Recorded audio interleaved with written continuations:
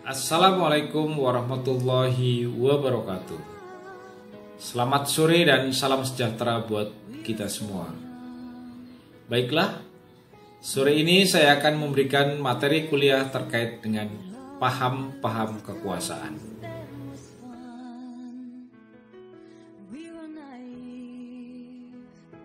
Kita masuki tentang materi pengertian kekuasaan.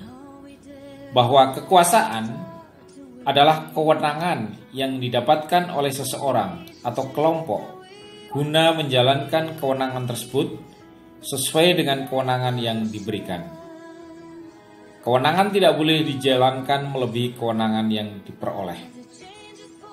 Sedangkan kekuasaan diartikan juga sebagai kemampuan untuk mengendalikan tingkah laku orang lain, baik secara langsung dengan jalan memberikan perintah atau dengan tidak langsung dengan jalan menggunakan semua alat dan cara yang tersedia.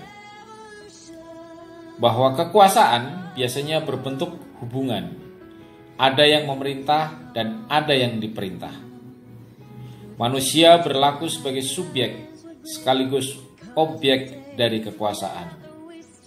Contohnya adalah presiden, ia membuat undang-undang, subjek dari kekuasaan, tetapi juga harus tunduk pada undang-undang atau objek dari kekuasaan tersebut.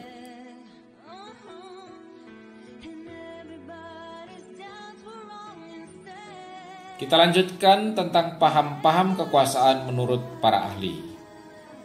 Bahwa paham kekuasaan menurut Machiavelli, yaitu pada abad ke-17, gerakan pembaruan atau Renaissance yang dipicu oleh masuknya ajaran Islam di Eropa Barat sekitar abad ke-7 telah membuka dan mengembangkan cara pandang Eropa Barat sehingga menghasilkan peradaban Barat modern.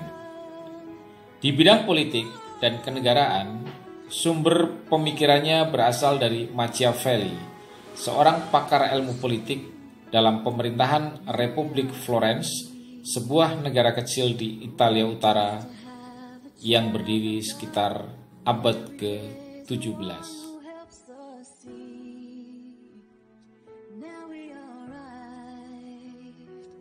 Dalam bukunya yang berjudul The Prince, Machiavelli memberikan pesan tentang cara membentuk kekuatan politik yang besar agar sebuah negara dapat berdiri dengan kokoh.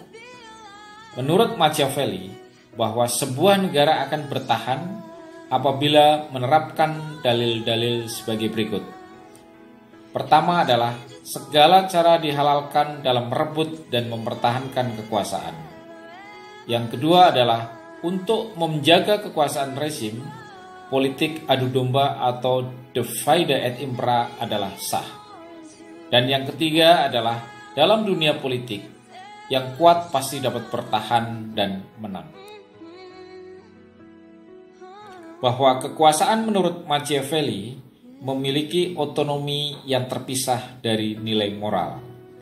Karena menurutnya, kekuasaan bukanlah alat untuk mengabdi kepada kebajikan, keadilan, dan kebebasan dari Tuhan, akan tetapi kekuasaan sebagai alat untuk mengabdi kepada kepentingan negara.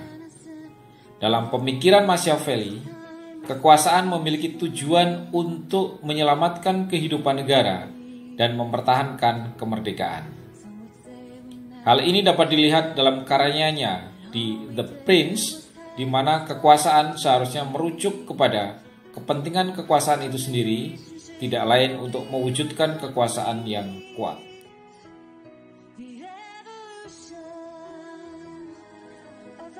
Penguasa sebagai pemilik kekuasaan negara harus mampu mengejar kepentingan negara demi kejayaan dan kebesarannya.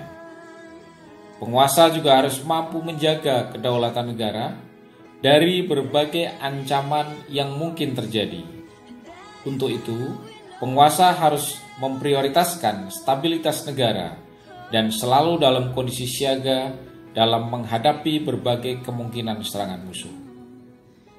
Oleh karena itu, penguasa haruslah memperkuat basis pertahanan dan keamanan negara serta kedaulatan dan kesatuan negara harus diprioritaskan.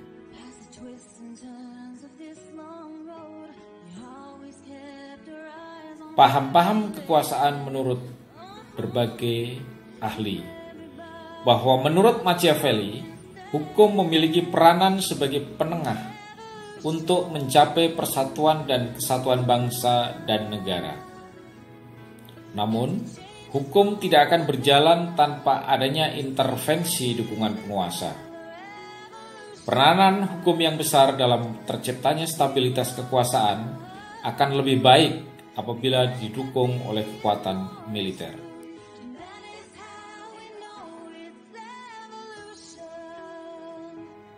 Berikutnya adalah paham kekuasaan menurut Kaisar Napoleon Bonaparte. Menurut Napoleon Bonaparte, bahwa perang di masa depan akan merupakan perang total yang mengerahkan segala daya upaya dan kekuatan nasional. Kekuatan politik harus didampingi oleh kekuatan logistik dan ekonomi nasional.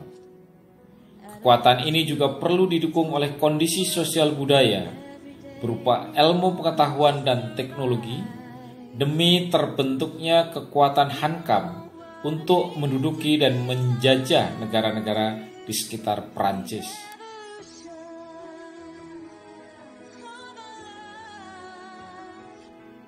Paham kekuasaan berikutnya adalah paham menurut Feuerbach dan Hegel. Menurutnya bahwa paham ini menimbulkan dua aliran besar barat yang berkembang di dunia, yaitu kapitalisme di suatu pihak dan komunisme di pihak lain. Saat itu ukuran keberhasilan ekonomi suatu negara adalah seberapa besar surplus ekonominya, terutama diukur dengan emas. Ada paham kekuasaan lainnya, yaitu paham Lenin. Menurutnya, perang adalah kelanjutan dari politik dengan cara kekerasan. Bagi Leninisme atau komunisme, perang atau pertumpahan darah atau revolusi di seluruh dunia adalah sah dalam rangka mengkomuniskan seluruh bangsa di dunia.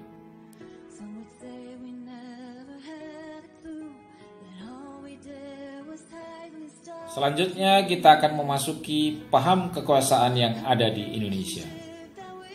Paham kekuasaan yang ada di Indonesia adalah Wawasan Nasional Indonesia, yang mana merupakan wawasan yang dikembangkan berdasarkan teori wawasan nasional secara universal.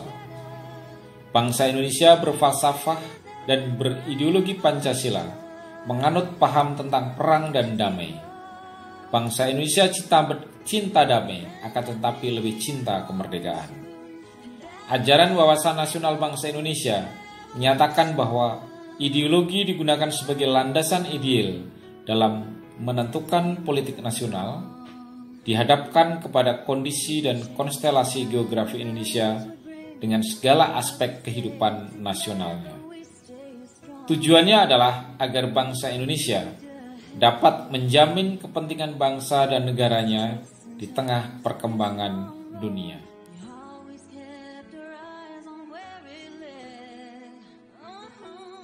Kita lanjutkan pada kekuasaan yang pernah terjadi pada penjajahan Belanda. Pada saat itu politik adu domba atau politik pecah belah atau dalam bahasa Belandanya disebut dengan divide et impera adalah suatu upaya dari Belanda untuk menguasai wilayah dengan menggunakan adu domba dalam sebuah sistem kerajaan. Upaya mengadu domba yaitu menggunakan kombinasi strategi politik, ekonomi dan militer yang bertujuan untuk mendapatkan serta menjaga wilayah kekuasaan dengan cara memecah belah kelompok besar menjadi kelompok-kelompok kecil agar lebih mudah ditaklukkan.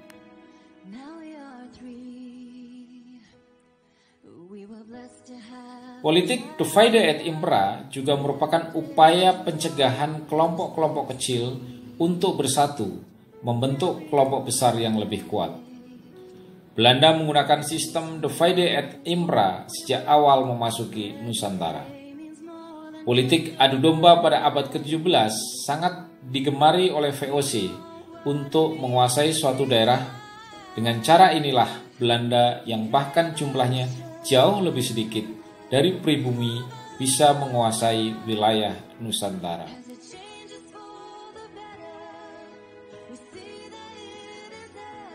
Bahwa secara antropologi, negara Indonesia adalah negara heterogen dengan adat, budaya, agama, suku, dan ras.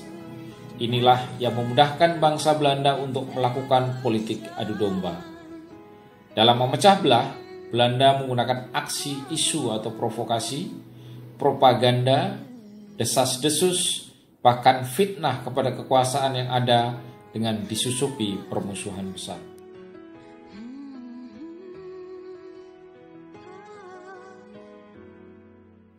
Politik memecah belah ini menggunakan campuran strategi politik, ekonomi, dan militer.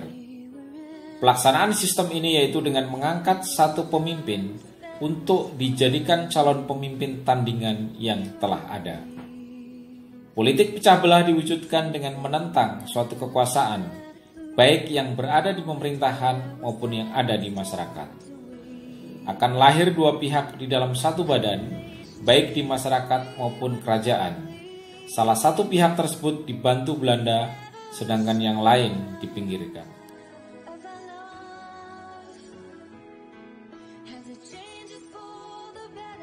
Belanda kemudian memunculkan isu-isu ketidakpercayaan terhadap pemimpin yang lama agar suatu kerajaan menjadi tidak solid.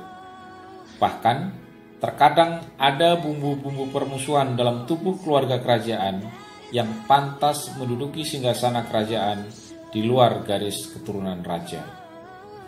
Teknik yang digunakan Belanda dalam memecah belah adalah agitasi, propaganda, desas-desus, dan bahkan fitnah.